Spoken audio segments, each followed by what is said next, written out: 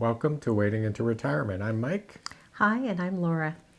and we're having a quiet weekend. We're actually away at a resort. More of that to follow in an episode at a later date. But we've been doing a lot of reading as the temperatures have turned colder. So we've been indoors for the last little bit. So we thought what we'd do is talk about what is it that we're reading right now. What's piquing our interest, and what have we been trying to educate ourselves on? So we've got three books here that we've all read. I'm part of the way through one of them, and the other one's on my reading list, and we both have read the third one. So would you like me to start? You can, or I think we should start with the third one because I think it really tells how to live your life. Okay, go ahead. Why don't you start with the third one? So I actually have read Breakfast with Seneca, A Stoic Guide to the Art of Living by David, and I can never pronounce these things, Fiedler, I guess is how you would pronounce. Fideler. If you're watching, we apologize if we've misspelled or said your name. The reason I really like this book, and I've actually returned to it, is it's really on a guide to how to live your best life or a good life and to live with peace and tranquility and just be a better person. I usually try and stay on that path, and then every now and then I get a little bit derailed. I like to come back to the book to sort of recenter myself and really understand what is best for me going forward. I think what I found with this book, and I'm the one that purchased this one, so we have a larger library of books now that are on Stoicism, and they can be quite dry. And this one is more of a parable that the author uses, having breakfast with Seneca and conversations he thinks he would have had with Seneca, who is a Stoic philosopher, Seneca is. So it's an easier read, but it still gets the message across, and I think that's why I enjoyed that one. And for the same reasons you did, it kind of centers you, puts you in the right state of mind in terms of what's important in life, and so it's been a good book, and you must have liked it because now you're reading it for the second time. Well, like I said, I find it centers me, but it really amazes me how we have so much to learn from the ancient philosophers and how very much the lessons that they were trying to get across, learn themselves, and to develop into the best version of themselves is still appropriate for today. And actually, a lot of our psychology and philosophies are predicated on the teachings back then. A collection of letters, Seneca wrote to Lucilius, features very prominently in this book. And again, when you help somebody else, you help yourself as well. So I think we do that for each other when looking at transitioning to a new lifestyle or a new life in somewhere else. And again, it just makes it that much better for both of us.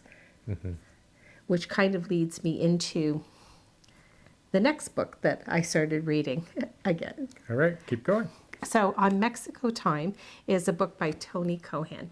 And he and his wife in 2000, that's when the book was published, actually went to Mexico, and they were taking a short stint. I think it was like 21 days to check it out. They went to San Miguel de Allende, which is where we were looking at, and it talks about Mexico at that time. It's quite eye-opening because we've had quite a few trips to Mexico, and there's been a couple of things that have really resonated and kind of hit home for me personally, because he meets a wide variety of individuals, both locals, both expats, and just the difference in the philosophies, which we have encountered that sense of family, a slower pace. On Mexico Time, it is so appropriate because they do have not a different sense of time, but a different sense of importance. So things that will get done, And even just the way they look at time in life and the beginning of your day. Your day is just a travel through time. and events of your life. And he really talks about that in different areas. I just finished reading a segment about the earthquake in Mexico City and how places that he had just been that day or the day before had been decimated. And of course, it was quite an impactful. But I think what really hit home for me was when he celebrated a birthday party of a friend, and there was an expat there, and it was an older woman who was very affluent, very well off, and had been invited to have a breakfast with their maid's family. And she eventually gives in and does go, even though she feels like it's blurring the lines of, employer and employee, and what would she really want to do. Like, her kids are in the US and, they're affluent. She is perceived as being lonely and, independent, but, very, very lonely, which is why the maid keeps wanting to invite her. And it turns around, she does go, has a great time, and then it's almost like she has her eyes opened to, where did we go wrong? This is really what matters in life. And I'm getting that feel with a lot of people that come to visit them or that touch their lives. And I think he is having his eyes opened to a different pace, a different set of what is important. And I think ultimately a different way of wanting to live your life, which ironically, maybe it's just the timing of the books, really relates back to Breakfast with Seneca. So I think it was a really good book. You purchased that one as well. I'm reading it ahead of you. Yeah, I have not read this book yet, And but I'm looking forward to it. And you started really talking about the history of Mexico.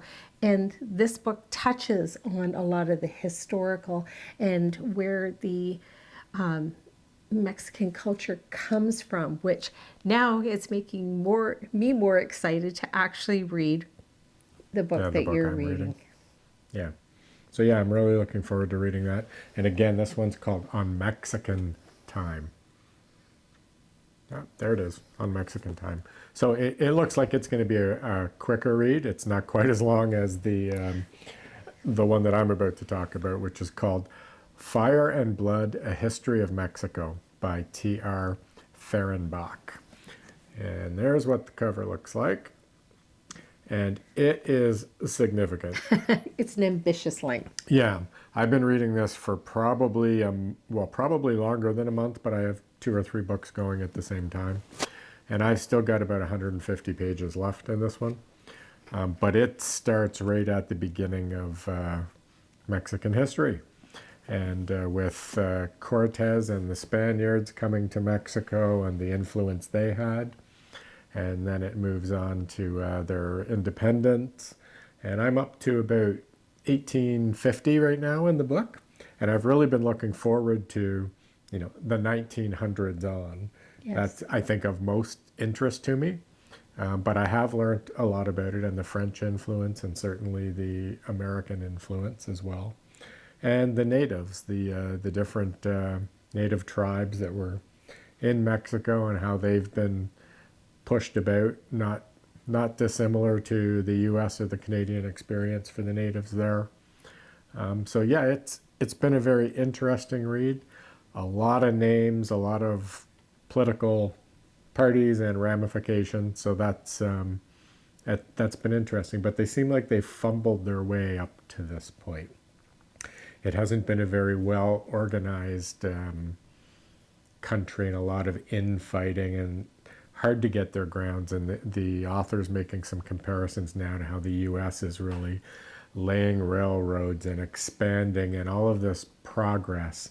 And it seems like Mexico just never could get there. And we know they do get there eventually, but I think, and this is kind of what we see when we visit there too, it feels like 50 years ago. Yes.